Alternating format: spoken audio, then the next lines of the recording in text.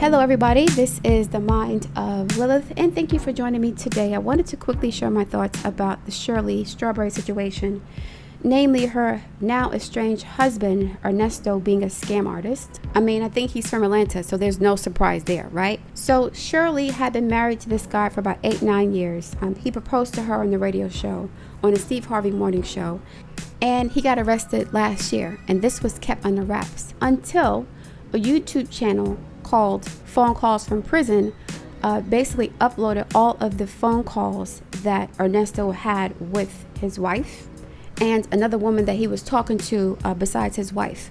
I think that he spoke to this mistress more than he talked to Shirley.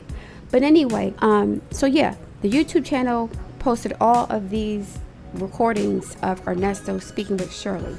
And I could not stomach listening to all 8 or 9 videos that I posted because Ernesto's voice annoys me. I have a thing with voices and tones. Like, a man's voice is the most attractive thing to me or the least attractive thing to me.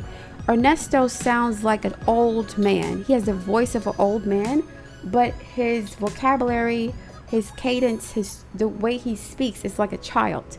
It was like an old man child voice. He tried to sound like he was naive and innocent and helpless and a victim, and that's a part of his con.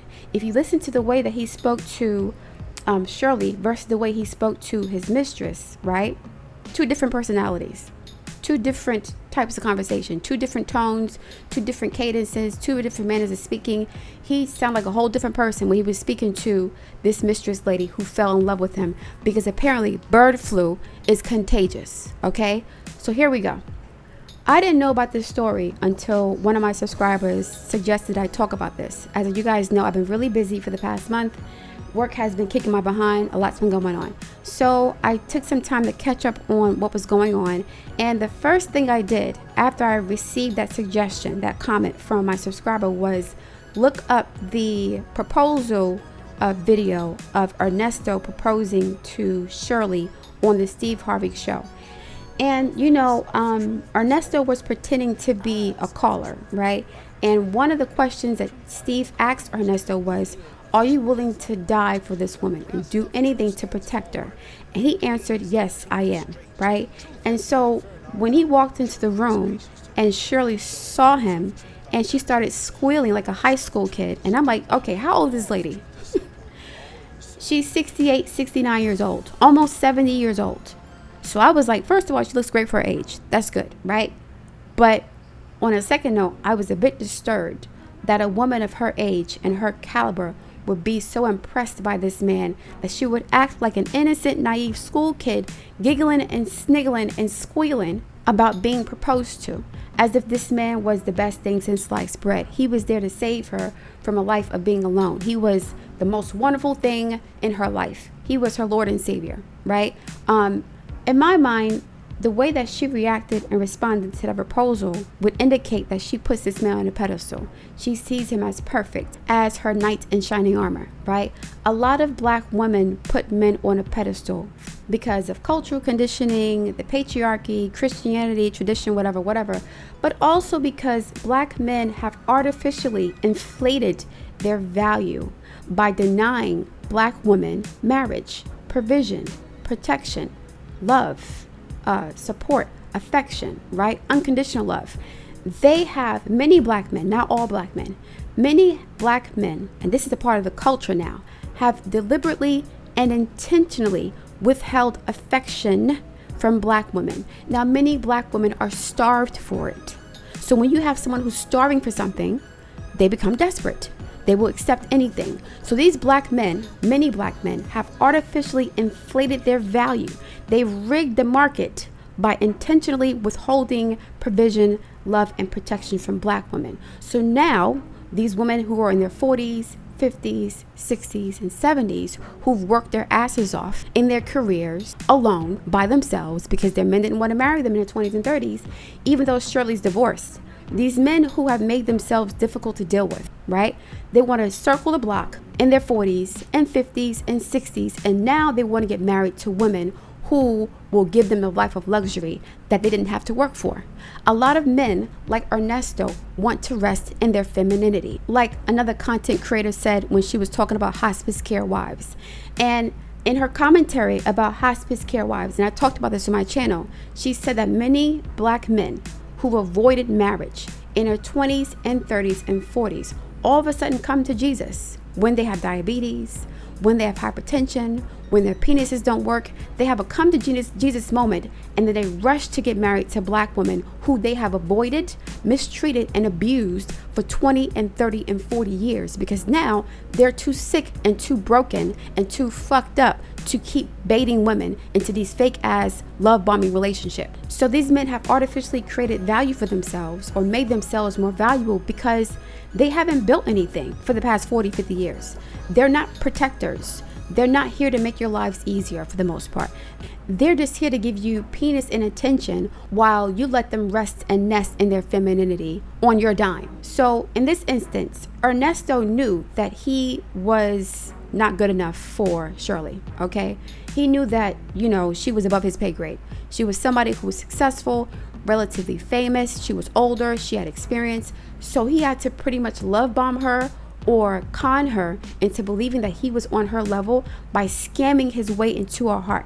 So at some point, Shirley said that they took her ring, her house, and her car, because apparently Ernesto, or they suspected that her husband, Ernesto, used stolen money to purchase those things. So this man hustled and grifted his way into Shirley's heart. Ernesto is a successful con man because he knows how to switch up his fly to attract different types of bait, right? So the bird that fell in love with him while he was in jail, he didn't have to buy her expensive rings. He didn't have to take out on dinner dates. He didn't have to impress her with anything but penis and attention, because he knows that she's a bird with low standards. Talking about, I didn't expect to fall in love like this. Listen, you're only in love with the guy because you can't be with him because he's in jail. But I'll discuss what happens when you catch bird flu later, okay? So essentially what Ernesto did was love bomb her, or ran the overplay on her for the underlay. The overplay will be the long con, right? I'm a good man. I treat you good. I speak to you softly. I don't disrespect you. I pretend to listen to you. I'm nice to your kids and your grandkids, sort of, kind of, because there are some rumors going around that he, abused Shirley's children. That's what I read somewhere, right? I'm not saying it's true or not, but apparently he can't be around kids or animals. So that's a whole lot, okay? But she said to him while she was on the phone, "You've always been nice to me. I don't see you as this person. You're not this criminal. You're not this bad guy. You're not a career criminal." Meanwhile, when he's talking to his homie on the phone and the mistress, he was telling the homie, or bragging to his homie, about Shirley putting up her house to make sure he didn't stay in jail for too long. He was bragging about the fact that Shirley was moving things around on the outside to make sure that when he got home from jail, he would have a soft place to land. He will be able to live in a lap of luxury on someone else's dime, because that is who he is. He's a scammer. He's a hustler. He's a grifter. He's not a hard worker. He doesn't have any work ethic. Okay. So this is a tragic situation because Shirley is almost 70 years old. And, I really commend Steve Harvey for extending grace to her, in spite of the things she said about him. I don't think what she said about him was that bad. She said that he had, he was short of breath in his home going up the stairs, and that Marjorie treats like to help. I don't think it was that much of a big deal, honestly. I think that he values her as a person, as a friend, too much to let that small little statement slide. If she went in a little more, then that would have been, even worse. But I think that he's been through his own mess. So he's grown to be compassionate and empathetic towards individuals who have gone through what he's been through in the past. I mean, Steve Harvey is scandal central. There's been rumors about him from back in the day. So the fact that Shirley said those two little things about him in a private conversation, that was nothing. That was light work. Okay, I'm sure he said worse. So he extended some grace to her. And that was very important for her to humble herself as a Leo. That was a life lesson for her. That was a karmic lesson for her. You have to humble yourself and acknowledge your mistakes, right? And repent or show contrition or regret or remorse, right? And not think that you're too good to admit fault or to admit wrongdoing. And she did that with the show. She admitted that she was wrong and she apologized. And Steve Harvey was like, it's all good, right? And she's making $500,000 a year for the show. She's going to need that money to rebuild her life because this guy Ernesto practically destroyed it. I think her assets are frozen. Even though she's been working for 20 something, I don't know how long she was Steve Harvey, but she was with him for at least 15 to 20 years, I believe, okay? For a long time. Through his divorces, through his scandals, she's been there for him for a very long time. And she's had discipline and the work ethic and the self-control and the patience and the professionalism to maintain a job and to keep a job for this long, while her ex-husband or soon-to-be ex-husband has spent his youth and his years hustling and scamming and grifting women. The dumbass bird who fell in love with him in prison does not know that the reason why he's smashing her and laying pipe is to make sure he has a safe place to land when he gets out of jail, when Shirley divorces him. So now he can use this lady's social security number to rebuild his life. He can use her social security number or her kid's social security number to get back into scamming again. It's the oldest trick in the book. So he doesn't want to go back to the projects. He doesn't want to live in a halfway house or a shelter. He wants to live in a lap of luxury on someone else's dime. That is his grift. And he knows that as long as he can keep his body tight and his teeth on point and, there's no hole in his scalp from balding, he'll be able to snag another woman before the divorce papers are finalized. That's how it is in the black community, because black men have created, and the government too, I'm not gonna lie, but black men and the government have colluded together. They've worked together to create a sense of scarcity among black women. We keep hearing for years, there are no good black men left. All the good black men are taken, right? All the good black men want preferences. They don't want black women. And so now psychologically, it's Hunger Games for black women out here. It is Hunger Games. There are so many black women like Mary J. Blige who have their own resources and their own success, who have worked their asses off for decades to give themselves the life of luxury that black men deem them unworthy of having, right? I'm going to pay for the things that I want. I'm going to work hard to give myself the life that you don't think I deserve because I'm a black woman. I'm going to do all those things, and then you're going to come around in your 40s and 50s expecting me to take care of you in a way that you refuse to take care of me, right? A lot of black men do not think that black women are worthy of protection and provision and love. They think that our only job is to be a sex object and a mule and a bank for them, like their mommies. Right? A lot of black men have mommy issues because in the 70s, in the 80s, in the 60s even, a lot of black women were on drugs, okay? A lot of black women neglected their children. So now these young men grow up with mommy issues and they expect to use black women like a mule and a nurse and a purse. You have no other value besides that, which is why I can be in prison and replace you with another woman who doesn't have anything else to offer but breast implants, a younger vagina, and social security numbers that I can use to scam, right? Ernesto could give a damn about Shirley. He didn't care about her at all. The only thing he cared about was her giving him access to her lifestyle, her fame, her popularity. He seems to be somebody who wants the limelight on him too. And now he's going to write a book about this story, capitalizing on the situation even more. He's a professional grifter and scammer. And I think Shirley was deceived by his soft tone, his old man, innocent voice. Like, he literally sounded like he was an innocent man who didn't know what was going on. Oh my God, they're just trying to, they're coming after me. I don't know what's going on. And then when he's talking to his mistress, it's a whole different energy. More aggressive, more assertive, more confident, right? Versus with Shirley, I don't know what's going on, right? There's no sex talk with her.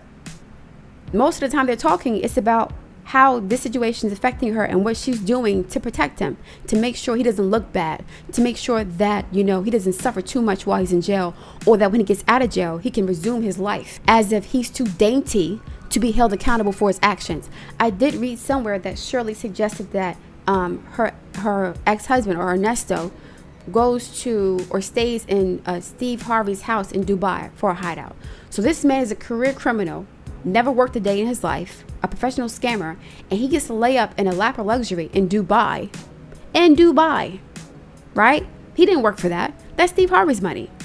So he gets to lay up in a lap of luxury in Dubai because his wife wants to protect him from the consequences of his own actions. Because black women get triggered when black men are suffering. It hurts us.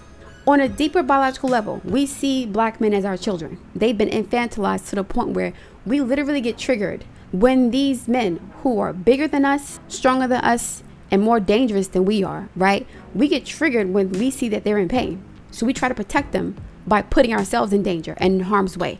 This is what a lot of mistresses do when they sleep with married men. The married man goes to his mistress and he's like, oh, I'm miserable. We don't have sex anymore. I don't love her. I'm sleeping on the couch. I'm lonely, all this other stuff. And the mistress is like, oh, poor man, poor uncomfortable man. Let me rescue you with my vagina. Let me rescue you by pampering you when you're not with your wife who's taking care of the kids and the household responsibilities and going to work. Let me make sure that you're comfortable. Right? Even at the expense of my own dignity, of my own self-esteem, of my own self-respect, of my own safety even. Let me make sure you don't have to suffer with your wife. And Shirley was doing the same thing. She was trying to protect this man from suffering. She was like, oh, I don't want you to worry about that. I don't want to ruin your day by telling you that my daughter pretty much dropped dime on you and she has a restraining order on you. I don't want to ruin your day. And Ernesto sounded like he was scared of what Shirley's daughter was saying to the police. Again, I read somewhere that Ernesto has to deal with charges of pedophilia or child pornography and bestiality and all this other stuff. It's gotten really nasty. And Shirley's daughter has a restraining order against him. And Shirley, because she puts her man on the pedestal, she's more angry with her daughter for trying to protect herself and her grandchildren from this man than she is with this man for basically ruining her life. She is going to have to apologize to her daughter and to show contrition. Okay? Because she was willing to throw her own child under the bus for a man who didn't raise her children, who didn't meet her parents. He wasn't some lifelong friend or lover or husband. No, he met her when she was already successful, when she was in her 50s, early 50s, right? She's almost 70 now. He met her when she was already established. He didn't build anything with her or for her. So for her to throw her own flesh and blood under the bus for this man, it proves what I've been saying all along. A lot of women are jealous of other women. A lot of women compete against other women, including their own children. And men know this. And they use women's competitive jealousy against each other as a weapon. A lot of men enjoy exploiting women's insecurities and jealousy towards other women. And a man can treat a woman like crap. He can dog her out, use her money for other women, get her pregnant, not take care of the baby, get other women pregnant, all this other stuff. And as soon as this man gives her a ring, as soon as this man proposes marriage to her, all is forgiven. Because women see marriage and a wedding as a social status that elevates her above other women. And when you're a jealous, competitive woman, like many women are, you will use anything to look down on other women, including getting married to an ancient man. So Ernesto's mistress made a comment that, as long as you're transparent with me and honest with me, then we good. You are literally having an affair with a married man who was arrested and imprisoned for scamming. He's in prison right now. You're having an affair with a man in prison who's already married and he was arrested for scamming, and you expect him to be honest to you. A lot of women do not care how raggedy these men are. They don't care about how hurtful and destructive these men are to other women, as long as the man treats them nice, as long as the man gives them what they want. Forget everybody else. They can burn down the whole village. They can molest the kids, molest the animals, right? Commit murders and crimes. As long as you whisper sweet nothings in my ear and you make me feel like I'm the most important thing in the world to you and better than all the other women in the world, I don't care what you do.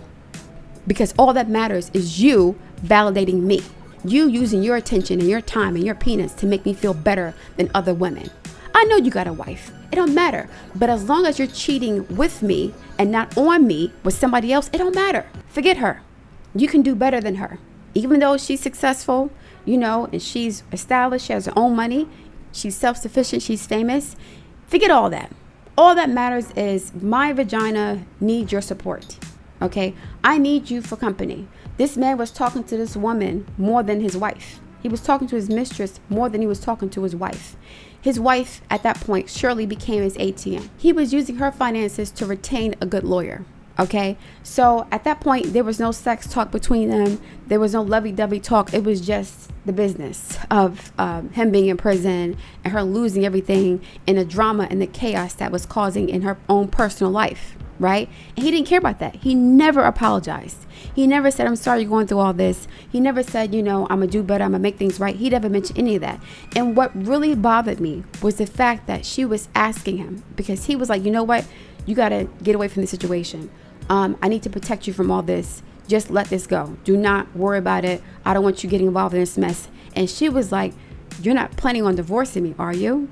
She was more so concerned with holding on to him than protecting the life that she built for herself, because she was so delusional. She was so like, the con game was strong. This dude's mouthpiece must have been crazy.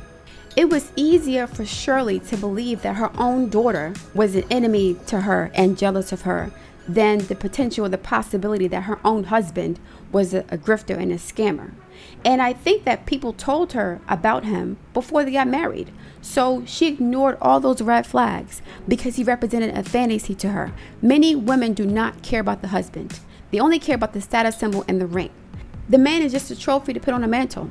He's something to show off to your friends on vacations, on social media, at events. A lot of these women don't care about the character of the man. They don't care about the quality of the man per se. And I'm not saying that Ernesto was bad to her. It seems like he treated her pretty well, and that was a part of the con, right? If I treat her with respect and I speak sweet nothings to her and I'm soft-spoken to her, I don't curse her out, I'm attentive to her, I do whatever she asks, I travel with her, I give her my undivided attention, I keep my body on point, I buy her nice gifts. It's easier to run game that way. A lot of men don't understand this. Well, a lot of men do understand it. A lot of men understand that women only hear what they want to hear. They don't want to hear the truth. They don't want to see the truth. They only want to hear what makes them look good or feel good. So this man, I'm not saying that Shirley is not attractive. She is. But, the first red flag for me was the fact that, number one, Shirley's almost 10 years older than this guy. Number two, they're in Atlanta. There's tons of single women that he could have been with that's younger than him, right? I'm not saying that she's not a good catch. That's not the point. But men tend to go for younger women. They usually go for younger women, right? Especially men in their 50s. The fact that he married somebody much older than her and he was available to get married in the first place, to me means that he saw her as a come up, as a lick. He married her for what she had to offer and not necessarily because he loved her. And the fact that he casually told her to get rid of her ring as if it had no sentimental value to her or him. He didn't care about that ring because he didn't work for it. But that ring meant a lot to her. It was a status symbol for her. It was a symbol of his love for her. But a lot of women don't understand that men use the ring to pretend that they're in love with you. It is easier to pretend to a woman that you care about her and that you love her if you give her a wedding ring, because the wedding ring is more valuable to the woman than the man is. So if I give you something that you value more than me, that must mean I love you, right? So I care about the status of being a wife. I care about the status of being chosen and having a man. Forget the quality of the man. No, you make me look good on social media. Now I'm not alone. I'm not by myself. I don't have to be jealous of my married friends and competitive against my single friends, right? I don't have to now look at my married friends and be like, wow, I want a life like them. Or look at my single friends like, wow, this person's competition for the same, small pool of men that are available. This is why these men are shooting fish in the barrel. This dude Ernesto is going to find another woman before he even gets out of jail. He already has somebody else. So he won't have to, live in poverty for too long. He can use this woman's social security numbers to get another grift going relatively easily, right? And that's what he's using her for. And her dumbass is falling in love with him because she don't know the game. Well, she must know and don't care as long as it's not being done to her, but against another woman. And then when it backfires and she has to go through the same thing, it's going to be, oh man, ain't shit. Yo, you women got to be careful putting PSAs on social media about protecting yourself against men who are narcissists, right? But guess what? A lot of women are narcs too, okay? The fact that you don't care about this man being married, I think she knows he's married. She had to know. The fact that you don't care that he's married, in a sense, and in jail for scamming is a reflection of your character, period. I have a lot of sympathy for Shirley because I am sure this has been traumatizing for her. It is very traumatizing to wake up and realize that you're married to somebody who doesn't care about you at all or who flat out hates you.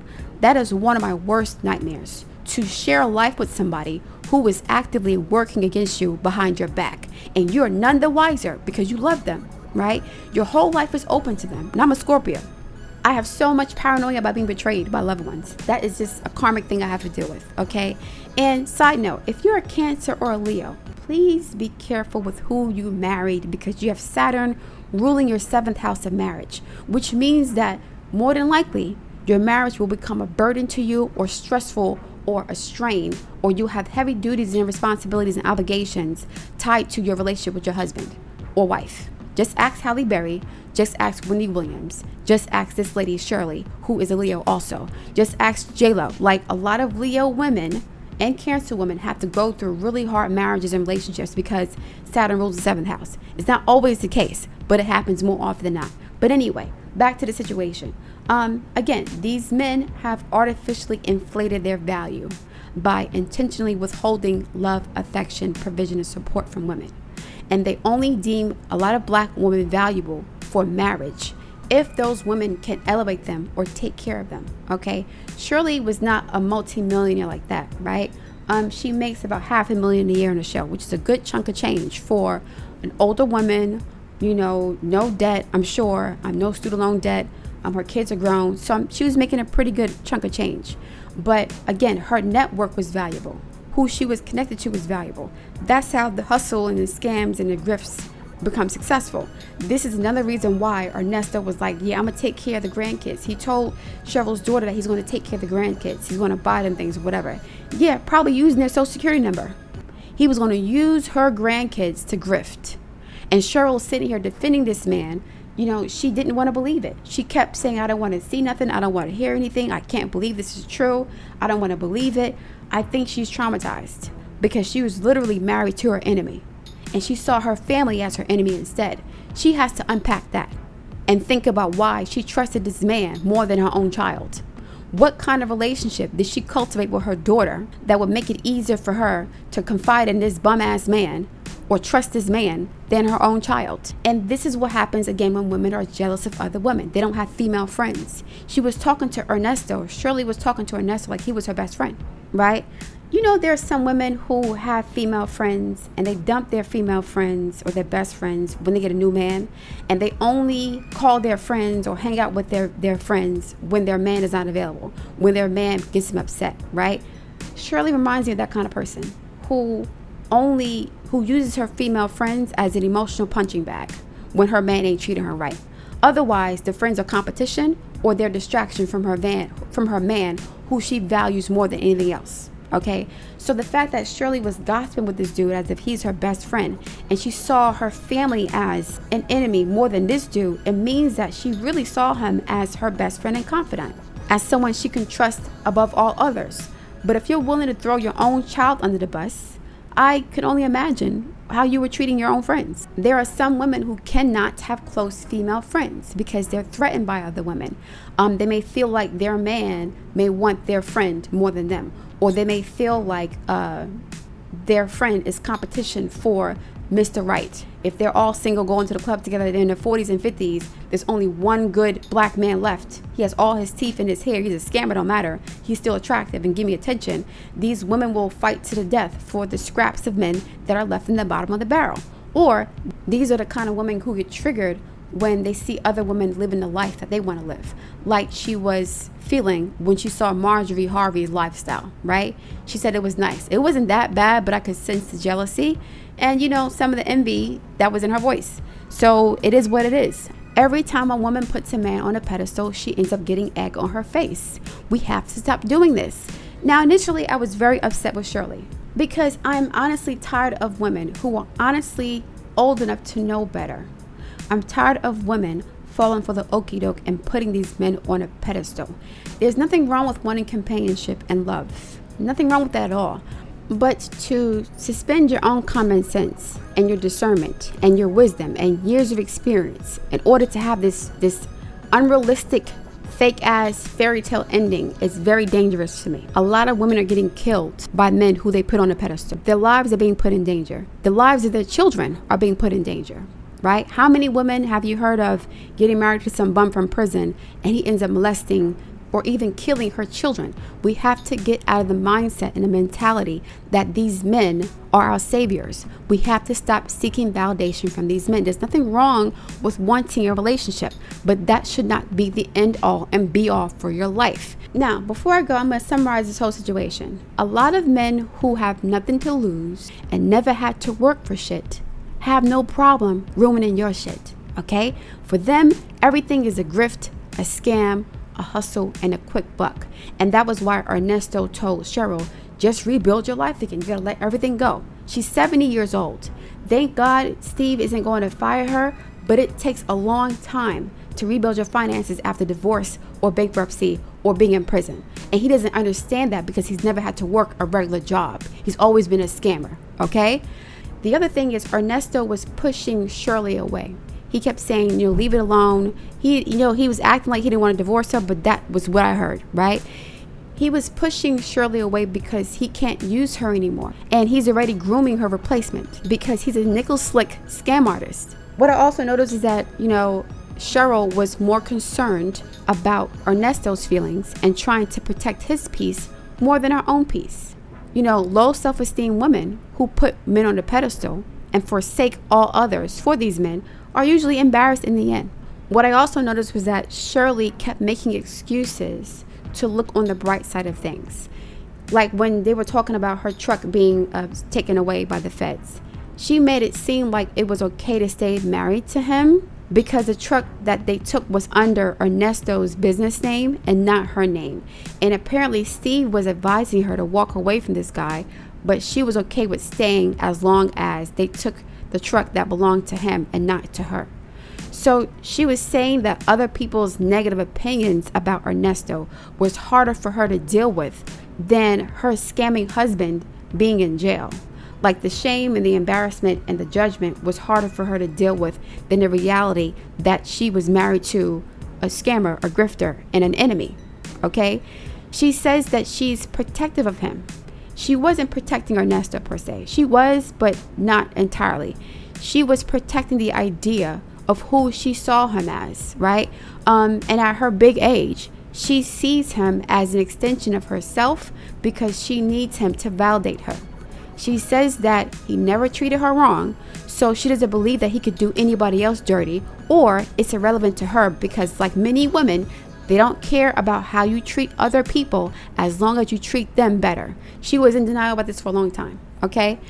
She wants to make him out to be the victim, and Ernesto wants to be the victim too, while he's destroying her career, her reputation, or her means of taking care of herself at her age. Another point that I noticed when I listened to the conversations, Ernesto believes that him not being a drunk, toothless, diseased woman beater automatically makes him a good man, okay? Forget the lying, the cheating, the grifting, and the scamming. If he's still relatively attractive and he treats her well, he is seen as a good catch. So a lot of men like him confuse being a nice guy with being a good guy. You could be a nice guy but be a sociopath. A lot of sociopaths, narcissists are very nice in the beginning, right? Because niceness is a way for them to get what they want from you. They don't really care about you like that. The fact that he never apologized to Shirley for what happened is an indication that he never cared about her that way. So the niceness was fake, okay? I heard somewhere in the conversation too that her grandkids' names were on his documents, meaning again that he was probably trying to use their social security numbers and names to take out loans, right? And he told Shirley's daughter that he was going to take care of the kids, but they didn't know it was going to be with some scam money, right? So Shirley's daughter was right to put an order of protection against him, okay? The mistress that caught feelings for another woman's husband, for Ernesto, does not realize that he's using her as a soft place to land after he finishes destroying Shirley's life, okay? She doesn't know that she caught feelings for him because he's locked up and he can't see her every day. So the fantasy and the illusion of the forbidden fruit is making him more attractive. Men like Ernesto know that all they have to do for women who have daddy issues is to give them fatherly attention, and they'll happily stab another woman in the back. This lady, this mistress, was expecting honesty and transparency from a scamming man that's cheating on his wife. Okay? And these men will always exploit the jealousy and competitiveness that women have towards each other. Men like Ernesto and Martel will never have to suffer the consequences of their actions because bird flu is contagious. So a woman will fall in love with a man who's proven that he's a bad guy. He ain't shit. He's a cheater. He's a womanizer. He's a woman beater. He's all this other stuff. He's a scammer. They don't care. Don't complain about men being garbage when you went dumpster diving, looking for a king in shining armor. Shirley's situation is a little different because Ernesto used stolen money, more than likely, to love bomb her, right? But the mistress fell in love with prison penis. All these women want is a ring, or they want to be claimed, right? And it's not because they value the man, but they want what the man represents. So they don't care about where the trash comes from. They just want to be venerated and exalted over all women because they're the girlfriend or the wife, okay? Shirley was sleeping with the enemy, but she called her own flesh and blood daughter, Sheridan, her enemy. And that is why her daughter doesn't trust her now. Children know when their parents are pick-me's, and there's nothing worse than having a pick-me for a parent, a mother or father. A lot of old people choose their new boyfriend or their girlfriend or their spouse over their children because they value romantic sexual love and fantasy over the love of family and friends. Shirley would rather believe it was more comfortable or it's easier for her to believe that her daughter is jealous of her than the possibility that her husband was scamming her, right? And she was saying that somebody else wants her life, the same way apparently that she wants Marjorie's life. She's mad at her daughter for picking someone else over her, but she chose her husband over her own daughter. She thinks her own daughter is plotting against her, but cannot fathom the idea of Ernesto being a career criminal and a scammer. Ernesto back then knew that Shirley is wrapped around his finger and she wasn't going to go anywhere, right? And she kept talking about God was revealing things, but to be honest, these audio tapes are a megaphone from God because now she can hear conversations that he had with his mistress while she's scrambling to get her life together, to scrounge and scrape and scrap and try to keep the pieces of her life together that he broke. He's having an emotional and sexual affair with another woman. That's traumatizing and devastating. I feel bad for her for that reason, but to be honest, this situation is probably more traumatic for her because she chose to be willfully ignorant. She chose this. So from what I read, Shirley is a Leo. And if her husband is 58 years old, right, that means that his Neptune is in Scorpio. And before, I warned you guys about multiple occasions about how dangerous and insidious tense aspects to Neptune is in the synastry chart. Very dangerous. It makes you delusional as hell. And it will make you fall in love with a monster. And you don't even see it until it's too late. So apparently Ernesto's Neptune is square Shirley's Sun and probably her Venus and her Mercury too. Neptune square Mercury is a doozy because you can't even believe what you hear. You only hear what you want to hear, right? And this is someone who ignores the truth and they prefer deceptive language or they don't hear things clearly. This dude Ernesto had many red flags, I'm sure, and she chose to ignore them because Neptune, as I mentioned before, is about fantasy. It's about projection. He represented an ideal for her. Ernesto represented an ideal for Shirley. It was about the ideal of marriage. It was about the ideal of having a man to grow old with. It was about the ideal of having a man to be your confidant, your best friend, someone to travel with, right? All of those fairy tale things. And I'm not saying that it's not possible to have that with a good man. I'm not saying that at all. There are some men who are married to women, happily married, and they do all those things together. But if you have self-esteem issues or poor self-image or self-worth issues, then you're more susceptible to being manipulated and grifted and abused by somebody, especially someone who has a Neptune square, your sun, moon, ascendant, or even Venus, okay? You can't see that your partner clearly because you don't even see yourself clearly. Shirley could not see that she was being a hypocrite and expecting her daughter to be loyal to her when she wasn't even being loyal to her daughter and putting this man over her child, right? That's Neptune. Your demons are being reflected back to you. And hopefully this was a very important learning experience for her, because Saturn has joined Neptune in Shirley's 8th house from her sun. And the 8th house is the house of divorce. It's the house of betrayal, right? Neptune joining Saturn, meaning that the bubble has been burst. The fantasy, the illusion, the magic is over. Saturn's about reality, Neptune's about fantasy. When they come together, Saturn brings you back to reality. There's no more fantasy about this guy. You see him for who he is now. And it's in your 8th house of betrayal and secrets and mysteries and finances and, debts, taxes, imprisonment, and divorce.